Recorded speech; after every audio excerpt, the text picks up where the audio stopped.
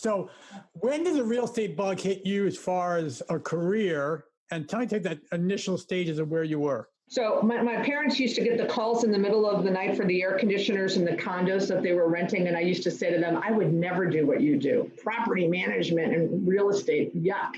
My goal in life with my English literature degree and communications minor was to run the Olympics one day. I loved the logistics of planning events.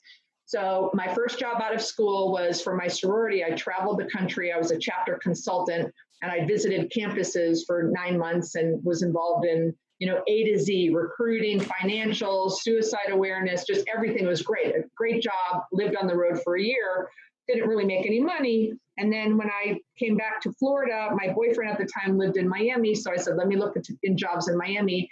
And I got a job as the special events coordinator at the Heart Association of Greater Miami. Loved that job. It was perfect for what I wanted to do. But I started making $11,000 a year, which for your younger audience would mean about 30 today. Yeah. So at 11,000 and all through college, I had gotten my real estate license when I was 18, because when you're in a family of real estate people, that's what you do. And during the summers of college, I would sit open houses for my parents and make a little, cha-ching commissions from them. So when I got the job making 11 for the Heart Association, I started doing the open house thing on weekends. So for 2 years straight, I'm at the Heart Association, loving my job. I went from 11 grand to 23 grand, so doubled my salary, loved my job.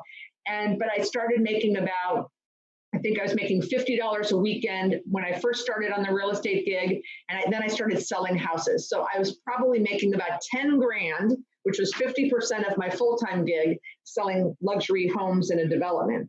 And the American Heart Association executive director pulls me into her office one day and said, look, we love you, but your ambition exceeds us. Yes. I don't really make much more than you do, and I'm the executive director. You're kind of tapped out.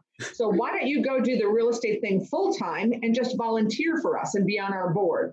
Which was unbelievable at the time that she thought about me versus the company.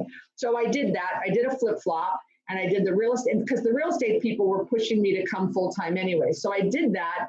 And I went from working 7 days a week to sitting in a trailer 5 days a week reading People magazines. And I just thought I was so unhappy.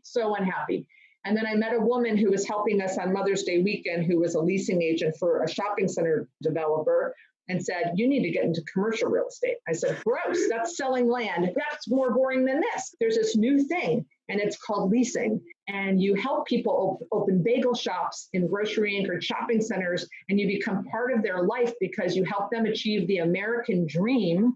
And they love you, and they'll invite you to every wedding, bar mitzvah, communion, baptism. I said, sold. I want that job. That just sounded great.